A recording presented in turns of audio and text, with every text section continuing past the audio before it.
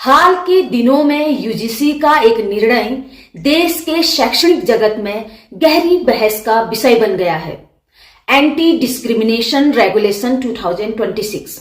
कुछ लोग इसे सामाजिक न्याय की दिशा में एक ऐतिहासिक कदम मानते हैं, तो कुछ इसे जनरल कैटेगरी के छात्रों के लिए खतरा बता रहे हैं। परंतु किसी भी निष्कर्ष पर पहुंचने से पहले यह आवश्यक है कि हम 3 प्रश्नों को ईमानदारी से समझें। पहला, यूजीसी की अधिसूचना वास्तव में कहती क्या है? दूसरा, यह नियम क्यों लाया गया और विरोध का वास्तविक कारण क्या है? और तीसरा, यूजीसी की मूल अधिसूचना क्या कहती है? जनवरी 2026 में यूजीसी ने आधिकारिक रूप से एक अधिसूचना जारी की, promotion of equity in higher education institution regulations 2026।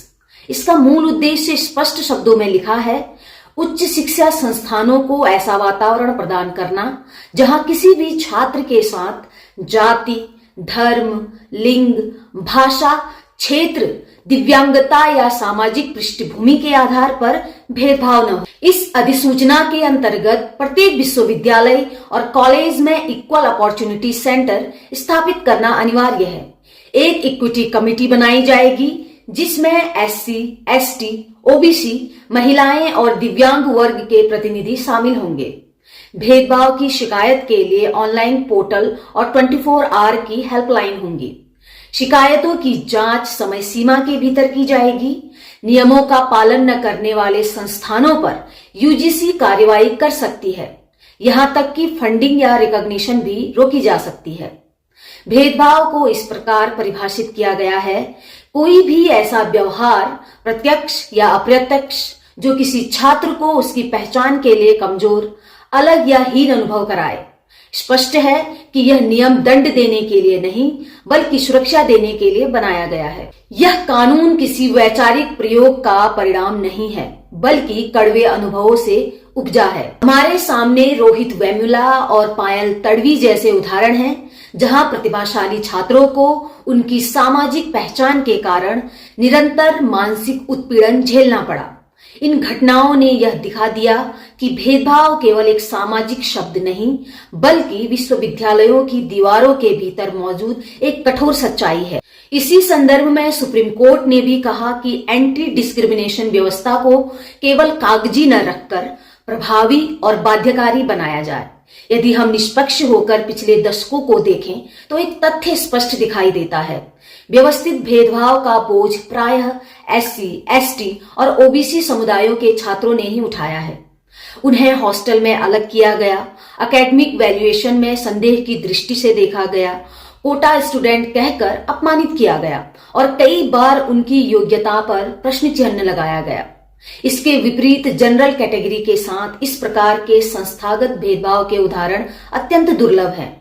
यदि हम शिक्षा व्यवस्था की ऊंची कुर्सियों पर दृष्टि डालें, vice chancellors, professors, deans, policy makers, administrative heads, तो आज भी इन पदों पर बहुसंख्यक प्रतिनिधि यानी कि जनरल कैटेगरी का ही है। अर्थात सत्ता और निर्णय की संरचना पहले से ही उनके पक्ष में संतुलित है।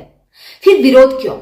यहीं से असली प्रश्न जन्म लेता है। विरोध कर रहे कुछ छात्र कहते हैं, नियम अस्पष्ट है, झूठी शिकायतें हो सकती हैं, उन्हें पर्याप्त सुरक्षा नहीं मिलेगी। परंतु यहाँ एक बुनियादी प्रश्न उठता है, यदि कोई व्यक्ति भेदभाव नहीं करता तो उसे एंटी डिस्क्रिमिनेशन कानून से भय क्यों होना चाहिए?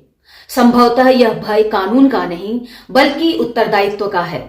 जब व्यवस्था पारदर्शी होती है, व्यवहार की जांच होती है, शक्ति पर निगरानी होती है और अधिकार के साथ जवाबदेही भी आती है, तो वर्षों से बिना प्रश्न प्रिविलेज भोग रहे वर्ग को यह असुविधाजनक लग सकता है।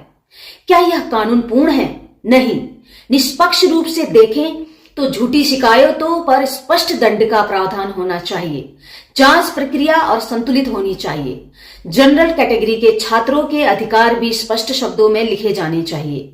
ये सुधार आवश्यक है, परंतु इन कमियों के कारण पूरे कानून को खारिज कर देना वैसा ही होगा जैसे बीमारी से बचने के लिए दवा को ही दोष देना। यूजीसी का एंटी डिस्क्रिमिनेशन रेगुलेशन किसी वर्ग के विरुद्ध नहीं बल्कि भेदभाव की संस्कृति के विरुद्ध है। जो व्यक्ति समानता में विश्वास रखता है उसे इस कानून से डरने की आवश्यकता नहीं, और यदि कहीं भय है तो शायद वह कानून से कम और आत्ममंथन से अधिक जुड़ा हुआ है।